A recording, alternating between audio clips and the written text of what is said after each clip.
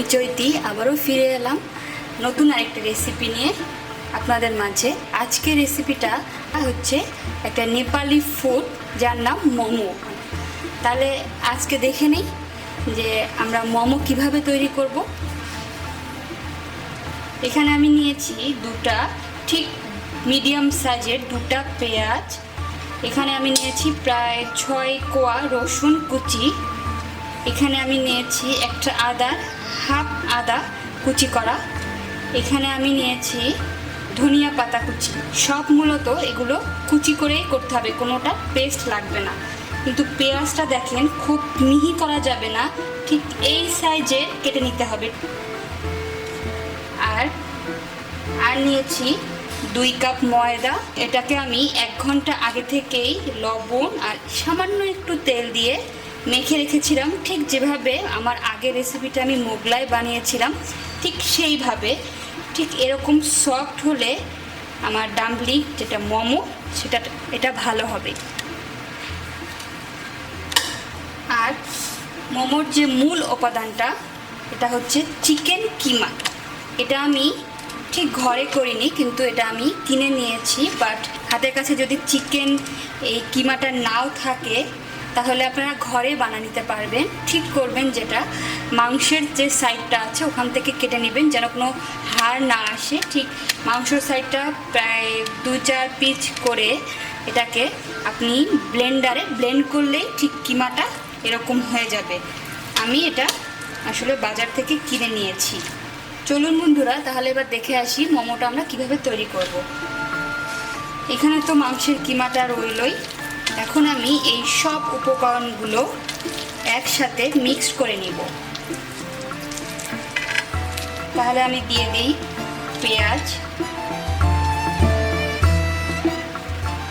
রসুন কুচি, আদা কুচি, ধনিয়া কুচি আর পরিমাণ মতন লবণ। আরেকটা জিনিস আমি ইউজ করব এই ক্ষেত্রে সয়া সস। এটা যদি আপনাদের কাছে না থাকে তাহলে দেওয়ার কোনো দরকার নেই, আমার এখানে আছে তাই আমি দিয়েছি। এটাকে সয়া সসটা দিলে এই জিনিসটা একটু টেস্টি হয়, তাই আমি এটা দিয়ে নেব।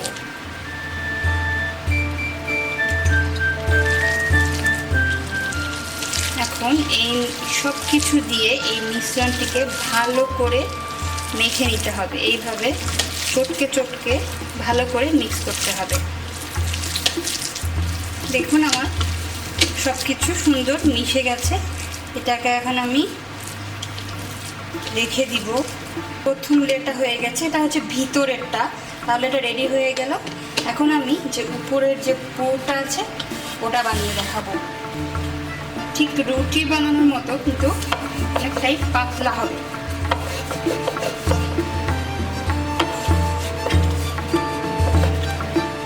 দেখুন ঠিক এইভাবে আপনারা করবেন।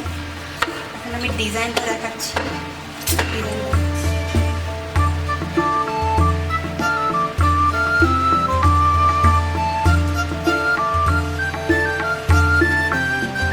এইভাবে আপনারা ডিজাইনটা করে নেবেন।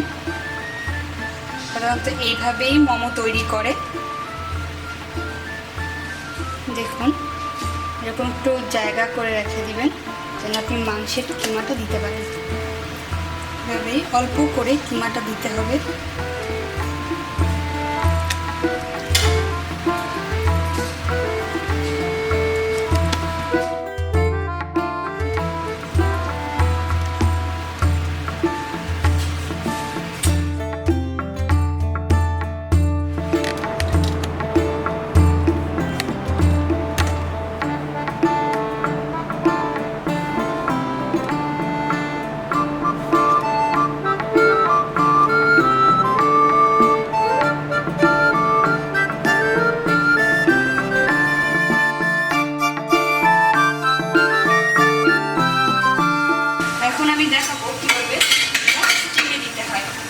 ঠিক আপনাদের কাছে এরকম একটি পাত্রে অথবা রাইস কুকারে যদি থাকে তাহলে এরকম রাইস কুকারে আপনারা প্রথমে পানিটা গরম করে নেবেন। ঠিক একদম বলক ওঠা পর্যন্ত ওয়েট করবেন। একদম ফুটান্ত পানি নেবেন এবং এরকম একটা সাজ পাওয়া যায়।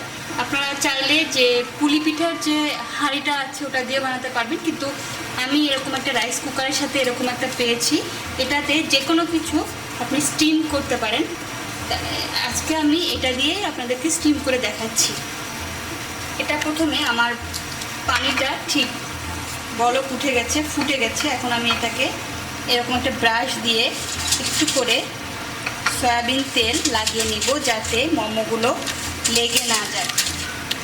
তেল মাখানো হয়ে গেছে। এখন আমি আমার পানিটাও ঠিক বলক উঠে গেছে। এখন আমি 5 মিনিটের জন্য এটাকে প্রথমে গরম করব, তারপর আমি মোমোগুলোকে দিয়ে দিব।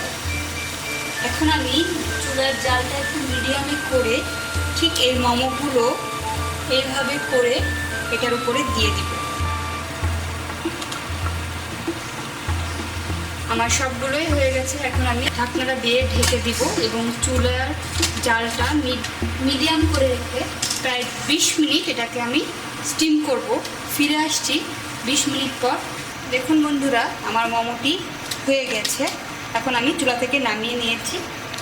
এটাই হচ্ছে আপনাদের মোমো। তাহলে বন্ধুরা, আজকে আমি এই রেসিপিটা দেখালাম। আপনাদের ভালো লাগলে আপনারা বাসায় এটা বানিয়ে দেখতে পারেন। খুবই টেস্টিকর একটি খাবার, একদমই আনকমন। আজকে এই পর্যন্ত, সবাই ভালো থাকবেন।